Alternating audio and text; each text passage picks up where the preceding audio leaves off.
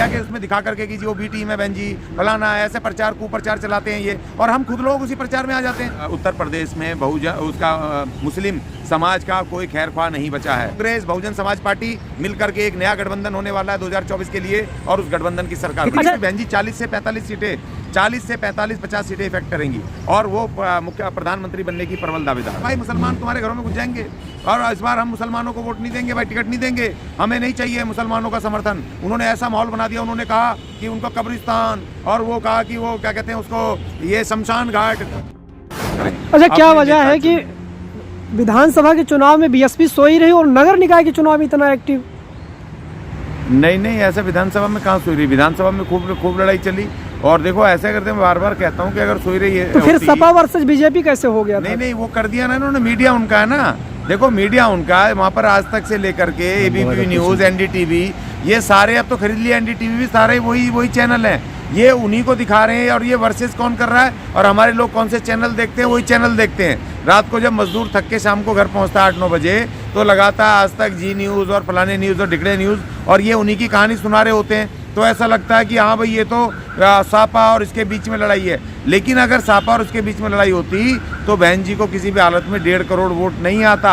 ये तो इन्होंने मीडिया के उसमें दिखा करके कि जी वो बी टीम है बहन जी, फलाना ऐसे प्रचार कुप्रचार चलाते हैं ये, और हम खुद लोग उसी प्रचार में आ जाते हैं। जबकि हमें पता है वो ब्राह्मणवादी कभी आपके फेवर में बोलेंगे, कभी वो बोलेंगे कि नहीं मायावती बहुत अच्छा काम कर रही है, या बीएसपी बड़ी ताकत से लड़ रही है, बोलेंगे क्या? ये तो खुद भी सोचना चाहिए। अच्छा, ग्राउंड पे एंटी हैं, वो तो हमारे एंटी हैं, हमारे खिलाफ ही बोलेंगे। और ये बहुजन मूवमेंट जो एक मूवमेंट, एक पॉलिटिकल इकलौती राजनीतिक दल जो रिकॉग्नाइज है, ताकत में है, उसको भी ये खत्म करने के चक्कर में उस मिशन को, अभी देखो तीनों पार्टियां, ये बीजेपी, आम आदमी पार्टी और कांग्रेस, ये तीनों नूरा कुश्ती कर रहे हैं, और तीनों ने मिलकर के 3 राज्य ले लिए, नूरा कुश्ती कर रहे हैं और दिखा रहे हैं हम कितना लड़ते हैं। भाई एक भी आदमी जेल में क्यों नहीं जा रहा? क्यों ये एक दूसरे के खिलाफ आप नूरा कुश्ती कर रहे हो? इल्जाम तो खूब लगा। 2022 के विधानसभा चुनाव परिणाम ये साफ कर दिया है कि बीजेपी जो बीएसपी है वो जीतने वाली नहीं, जिताने वाली पार्टी लगी है सर। ये आपको कैसे लगा? आपको कैसे लगा कि मशीन में उनके बीएसपी के लोगों ने उसको बीजेपी को वोट दे दिया? मुझे आप कैसे कह सकते हो भाई? ये नहीं, चुनाव परिणाम ऐसा बताते हैं कि ये वोट अगर अखिलेश को मिले होते तो वो जीत जाती। नहीं, क्यों मिल जाते भाई? वो अपनी पार्टी, अखिलेश उनका मेन प्रतिद्वंदी है वहाँ पर। देखिए वहाँ पर क्षेत्रीय पार्टियों में सबसे पहले उत्तर प्रदेश में बहुजन समाज पार्टी की सबसे पहले किससे लड़ाई है? तो समाजवादी पार्टी से लड़ाई है। उसके बाद बीजेपी और कांग्रेस हैं, वो राष्ट्रीय दल हैं। सबसे पहला संघर्ष उनका जो है वो समाजवादी पार्टी से। वोट देखो इस बार ये जो 2022 का विधानसभा चुनाव गया है, हारते भी 1 सीट मिली, लेकिन हारते भी 1.5 करोड़ वोट मिला है। हमारा अपना परंपरागत वोट है जो अनुसूचित जाति का वोट है, जो वहाँ पर मिलता है, एक तरफा मिलता है। अब उसको बढ़ाने के लिए बहन जी ने कवायद शुरू कर दी है। अच्छा, क्या लगता है कि ये जो मुस्लिम के छोटे बड़े नेता बीएसपी ला रही है, तो क्या ये जो मुसलमान हैं वहाँ के वो सपा छोड़ेंगे? नहीं, आप कैसे कह रहे हो? छोटे बड़े नेता, कोई छोटा बड़ा नेता होता है क्या? अब मुस्लिम अपनी भगदड़ में नहीं, इमरान मसूद को लाया सपा से, उसके बाद गुड्डू जमाली को पहले लाया प्रत्याशी बना के आजमगढ़ से। देखिए वहाँ पर उत्तर प्रदेश में मुस्लिम समाज का कोई खैरख्वाह नहीं बचा है। जिस तरीके से वो समाजवादी पार्टी को सपोर्ट करते थे, तो समाजवादी पार्टी ने जिस तरह आजम खान के साथ धोखा किया, जिस तरीके से उसके साथ उन्होंने कोई भी मदद नहीं करी और बीजेपी के पक्ष में समाजवादी पार्टी खड़ी हो गई, उससे तमाम मुस्लिमों को अब लग रहा है सिर्फ केवल और केवल सिर्फ बहन मायावती उत्तर प्रदेश और देश में मुस्लिमों का एकमात्र असली विकल्प है, उनकी असली साथी है, उनके साथ वो खड़े होंगे। और उत्तर प्रदेश में इस बार बहुत भारी फेरबदल होना है। अब देखो एक नया वो आ गया ना, जो यात्रा आ रही है, उसमें कांग्रेस के साथ बहन मायावती स्वयं खड़ी होने वाली है। और आपको पता है गठबंधन की तरफ भी नहीं किनारा कर लिया हो तो वहाँ से अखिलेश यादव ने भी, और अखिलेश यादव उन्होंने कर लिया ना, वो बीजेपी के वो हैं। अब बहन मायावती जी वहाँ पर रहेंगी, उस यात्रा में रहेंगी, और कांग्रेस और बीएसपी का गठबंधन होगा। और देखो जो मेरा सपना था, जो मैं सोच रहा था कि बहन मायावती जी प्रधानमंत्री बने, अब उस सपने को पंख लग गए हैं। अब वो बिल्कुल आगे बढ़ करके वो आगे बढ़ रहा है तेजी मजबूती के साथ।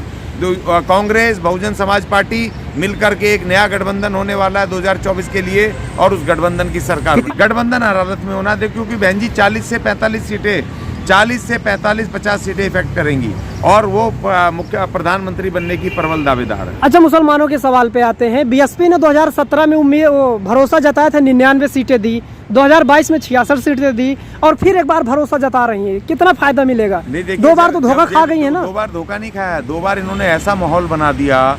इन्होंने जो मनुवादियों ने, हिंदूवादी उसमें धर्म के नाम पर, जाति के नाम पर ऐसा बोल दिया। हमारे दलितों को भी ऐसा बोल दिया, भाई मुसलमान तुम्हारे घरों में घुस जाएंगे और इस बार हम मुसलमानों को वोट नहीं देंगे, भाई टिकट नहीं देंगे, हमें नहीं चाहिए मुसलमानों का समर्थन। उन्होंने ऐसा माहौल बना दिया। उन्होंने कहा कि उनको कब्रिस्तान और वो कहा कि वो क्या कहते हैं उसको, ये शमशान घाट।